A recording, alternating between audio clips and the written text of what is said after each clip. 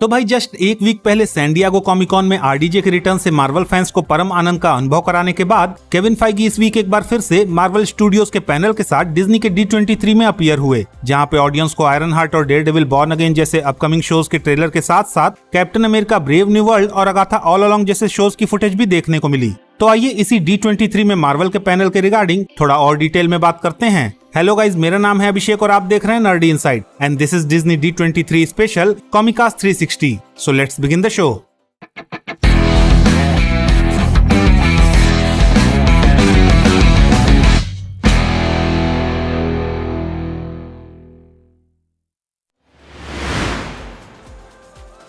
अब भाई D23 में मार्वल के पैनल की शुरुआत हुई Captain America Brave New World के साथ, जहां पे ऑडियंस को just like San Diego Comic Con Captain America Brave New World की एक नई फुटेज देखने को मिली, जिसमें थंडरबोल्ट रॉस एक स्पीच दे रहा होता है, जहां पे वो एडमेंटियम को वर्ल्ड्स मोस्ट वर्सेटाइल एलिमेंट बताते हुए उसे सेलेस्टियल टियामुट की बॉडी से बने आइलैंड पे माइन करने की बात कर रहा है, जो कि अगेन इस फिल्म के प्लॉट को कंफर्म कर रहा है कि इसी एडमेंटियम माइनिंग की वजह से यूएस और जापान के बीच में प्रॉब्लम्स खड़ी होंगी और अपने नए नवेले कैप्टन अमेरिका एके सैम विल्सन इस बवाल में यूएस और जापान के बीच में सैंडविच बनेंगे। खैर, ट्रेलर में ऑडियंस को रेड हल्क का भी नया लुक देखने को मिलता है, जहां पे जब सीक्रेट सर्विस वाले थंडरबोल्ट रॉस को एक अटैक से बचा रहे होते हैं, तभी वो पूरी जनता के सामने रेड हल्क में ट्रांसफॉर्म हो जाता है, विच क्लियरली मीन्स कि पूरी दुनिया को रेड हल्क की आइडेंटिटी पता है। हालांकि जहां तक रही लुक की बात, तो ये हल्क भी देखने में काफी हद तक एमसीयू के ग्रीन हल्क जैसा ही लग रहा है।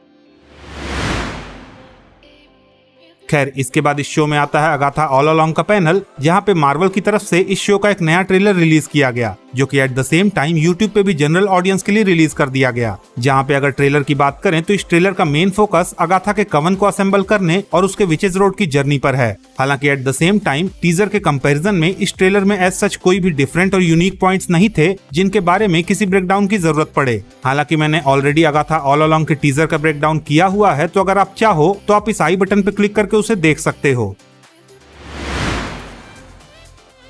अब भाई इसके बाद बारी थी फैंटास्टिक 4 की, जहां पे हमें कुछ खास तो देखने को नहीं मिला, पर यहाँ पे फिल्म की कास्ट द्वारा ऑडियंस के लिए दिए गए एक मैसेज को प्ले किया गया, जहां पर इस क्लिप की सबसे खास बात ये थी कि यहाँ पे फिल्म में ह्यूमन टॉर्च का रोल प्ले करने वाले जोसेफ क्विन अपनी फैंटास्टिक 4 की कॉस्ट्यूम में हमें देखने को मिले, जिसे अगर मार्वल स्टूडियोज द्वारा इनिशियली रिलीज किए गए फैंटास्टिक 4 के पोस्टर से कंपेयर किया जाए तो ये टोटली डिफरेंट था। साथ ही भाई इस पूरे इवेंट की शुरुआत में मार्वल स्टूडियोज ने फैंटास्टिक 4 के थीम स्कोर को भी प्ले किया, जिसे आप अगर चाहो तो एट प्रेजेंट यूट्यूब पे ऑफिशियली सुन भी सकते हो।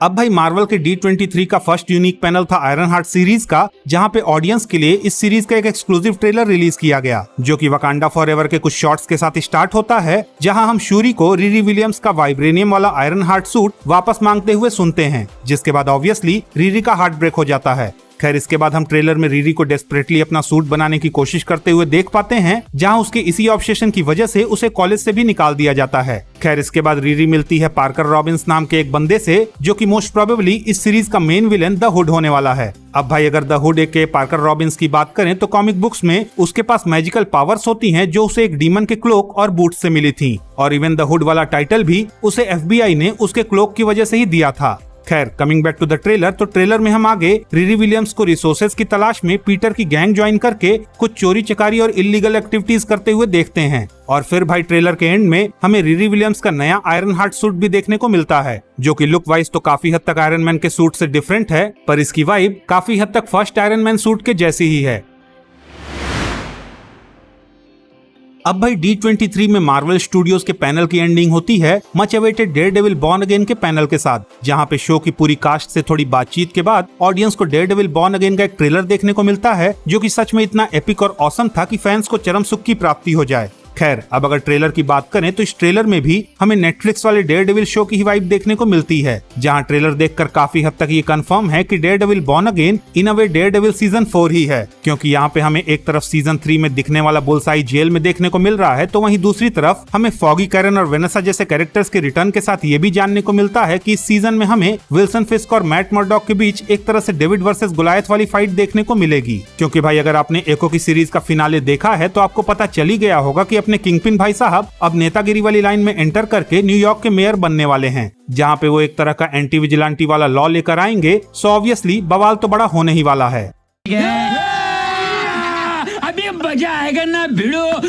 और भाई इस बवाल की झलक हमें ट्रेलर के ही एक सीन में देखने को मिलती भी है, जहां मैट मर्डॉक और विल्सन फिस्क एक डाइनर में बैठे हुए हैं और मैट मर्डॉक लिटरली विल्सन फिस्क को धमकाते हुए ये कहता है कि अगर तुमने कोई गलत रास्ता चुना तो मैं तुम्हें छोड़ूंगा नहीं। जिस पर विल्सन फिस्क ये रिप्लाई करता है कि ये मैट मर्डॉक द लॉयर बोल रहा है या फिर उसकी डार्कर साइड। खैर, ट्रेलर में हमें व्हाइट टाइगर नाम के एक विजिलेंटी सुपर हीरो के साथ साथ फैन फेवरेट पनिशर का भी कैरेक्टर एक नए लुक में सरप्राइज एंट्री मार के रिटर्न करता हुआ दिखता है, जो कि किसी वजह से इतने गुस्से में है कि वो मैट की गर्दन पे लिटरली कुल्हाड़ी रख देता है। साथ ही हमें ट्रेलर में ये भी जानने को मिलता है कि न्यूयॉर्क में एट प्रेजेंट लोग गायब हो रहे हैं और कोई उन्हें मार रहा है। और फिर हमें ट्रेलर में इसके पीछे का प्रोबेबल रीजन यानी कि शो के विलन म्यूज का फर्स्ट लुक देखने को मिलता है, जो कि कॉमिक बुक्स में एक विजिलेंटी विलन होता है जो लिटरली लोगों के खून से पेंटिंग्स बनाता है। खैर, इसके बाद हमें ट्रेलर में कुछ ट्रेडिशनल डेयरडेविल वाले फाइट सीक्वेंसेस देखने को मिलते हैं, जिसके बाद ट्रेलर में एंट्री होती है मिस मार्वल कमाला खान के पापा की, जो कि मैट मर्डॉक से ये पूछते हैं कि what kind of lawyer you are, जिस पर मैट नोवे होम स्टाइल में रिप्लाई करता है कि a very good one. How did you just do that? I'm a really good lawyer.